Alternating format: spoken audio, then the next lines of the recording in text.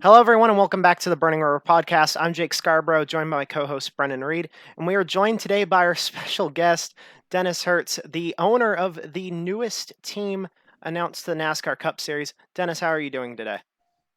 Hi, I'm doing very well, and thank you for having me. Happy to have you here. Well, to get things started, you obviously on Wednesday you announced Three Friends Racing and that you'll be Yeah. competing in the Cup Series. What sparked that decision? Um, so in general, the idea to join the NASCAR Cup Series, I do racing for many years, but mostly back in Europe. I was a marketing director with the incredible Phoenix Racing team, an Audi Sport Factory team, and I grew up with racing. I've always been a fan, but since I'm a little kid, it was always my dream having my own NASCAR team. Even when I was a kid, it was never my goal or my dream being a driver. I always want to be a team owner.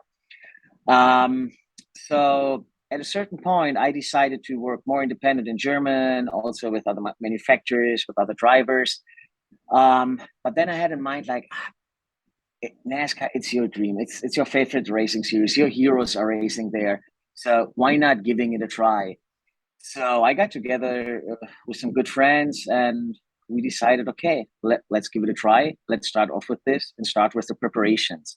And as you said, this is where the name 3F Racing comes from. It's from a WhatsApp group, a messaging group in Germany. And the name of the group was Three Friends Do Racing. And we were thinking about team names and what sounds good. And they said, you know what, let's call it 3F Racing. That's a good fit. And yeah, here we are doing 3F Racing or trying to do our best to get the car on track. Awesome. Nice. The big news around your team is that's the first German NASCAR Cup Series team. On top of being new to the series, does that add any extra pressure to you at all, being the first German team? Um, I mean, to to pronounce it even better, I would say we are the first German-owned NASCAR team.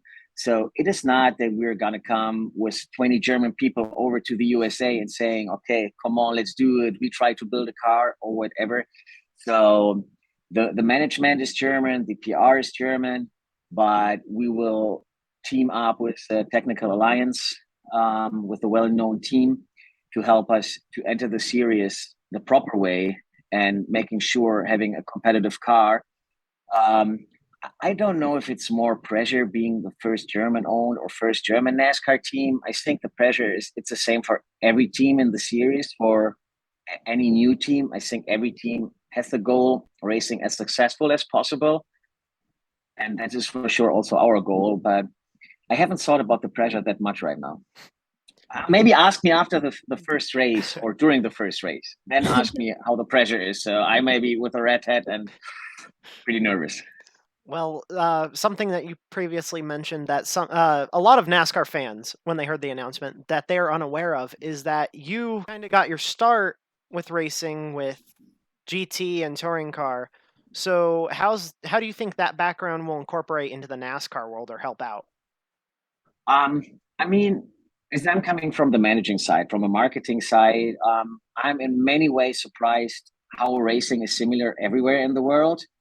I hope that with a little bit knowledge, maybe we can have a little advantage at road courses. But I don't know if it's an advantage having this background. I would say it's good knowing many racing series and competing in many racing series in the past. So I would just say it's a wider range of racing knowledge, maybe. But NASCAR has its own rules, so I don't think that I can apply anything from DTM or for GT racing to NASCAR or making the car faster.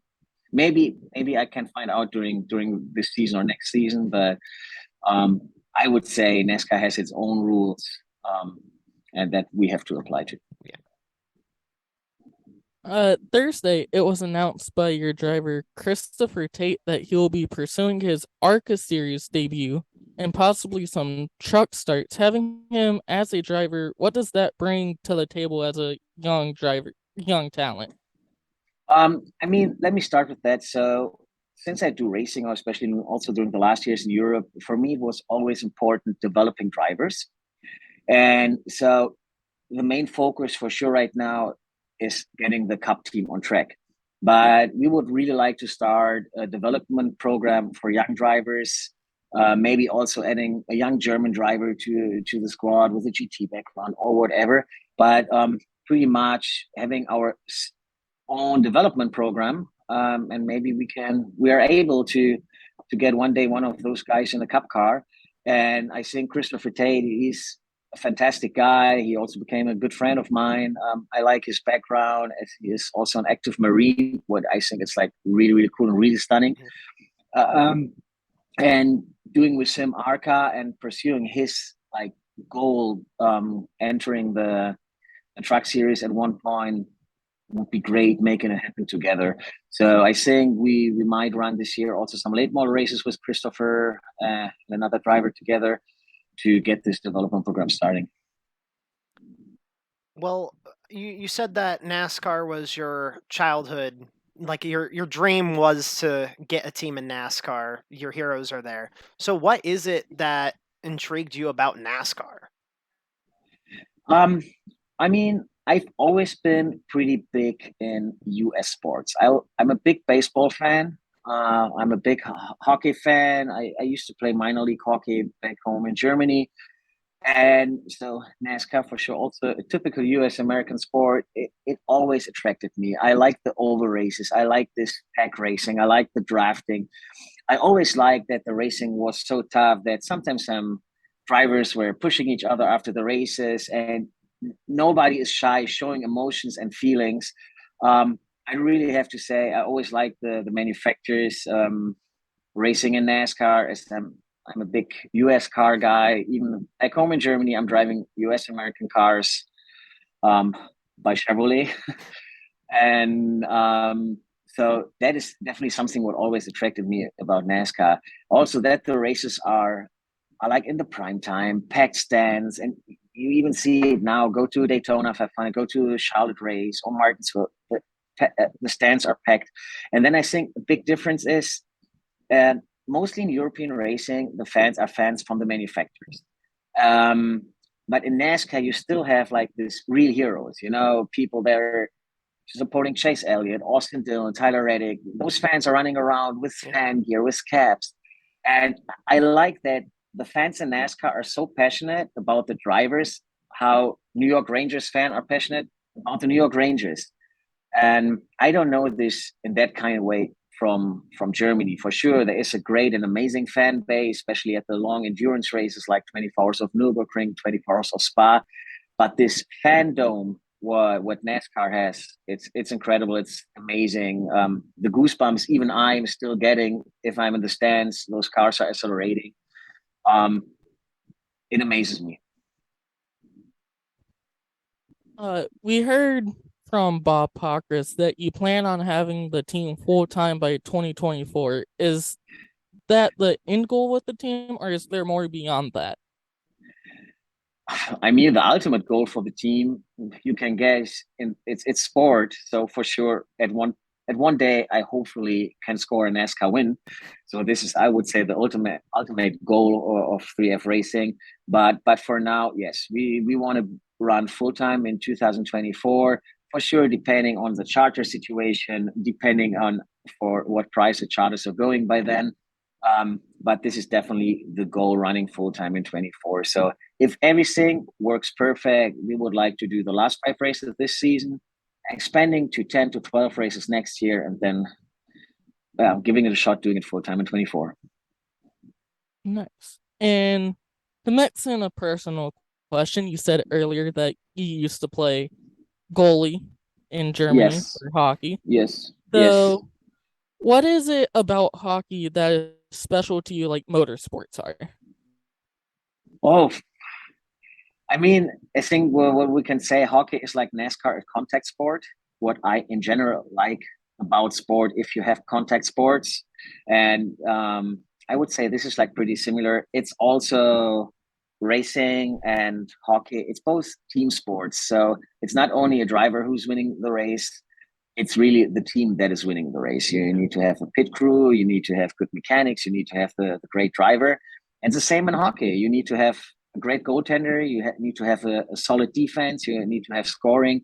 I would say that is like kind of comparable, and also from the emotions. So I remember when I was winning with Phoenix Racing, 2019, the 24 Hours of Nürburgring, with the Audi R8.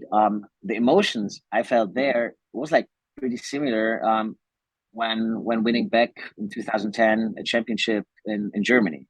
But in the minor leagues, I have to say this, in the minor leagues. So I never won the German championship, unfortunately. Well, obviously, to end things off, you said earlier that you're working with a big team. With the announcement of the team, there's been so many rumors buzzing on who's going to be in the car. We've heard things from Allgaier, Vettel, even because German driver who's retiring from F1.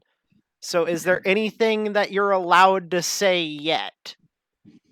So I can definitely confirm we're not racing with Sebastian Vettel, because I was seeing this in many comments. Oh, is it Sebastian Vettel? It's not Sebastian Vettel. It's also not a Formula One driver. I My goal is really running competitive, and especially on the oval track, I would like to feel someone that knows all the races, that knows NASCAR. So I want to have a NASCAR experienced driver for the oval races. For road course races, we would like to field an experienced road racer. But as we are right now in the last stages of the founding and the last sponsorship talks, I don't want to announce the drivers or the cooperation with the team we're having like officially before we like really can go out with the boom and can say, okay, here we are. That's our partner. That's our car. This is our sponsor, and these are our amazing drivers. But it's not a Formula One driver. So everybody who was hoping on this, no, we're not bringing a Formula One driver. I'm sorry. Well, I think that wraps everything up. So, Dennis, obviously, thank you for joining us. It's a pleasure having you, especially after that announcement. Always, always, and yeah, I hope to meet you soon at the track. That you stop by at our hauler, and yeah, don't forget to ask me if I'm nervous. So I will tell you by then. I will do, because from one of the rumors is that your first race is going to be the Charlotte Roval, right? That's actually the goal, Well, to be ready by the Roval. Well, if you are there, then you'll see a bunch of our guys there, including myself. So, obviously, hopefully you're there so we can see you in person. I hope the same, and I hope to meet you guys in person at the track. Well, it was great having you. Hope to see you soon, and look forward to seeing what you and the team do throughout the rest of the year, moving forward, especially towards 2024. Thank you very much, guys. I'm also excited. Well, thank you all for joining us on the Burning Road podcast. I'm Jake Scarborough, Brennan Reed, my co-host, Dennis Hirtz, our special guest. We'll see you guys later this week for the latest news in the motorsports world. Thank you all for joining us, and we'll see you next time.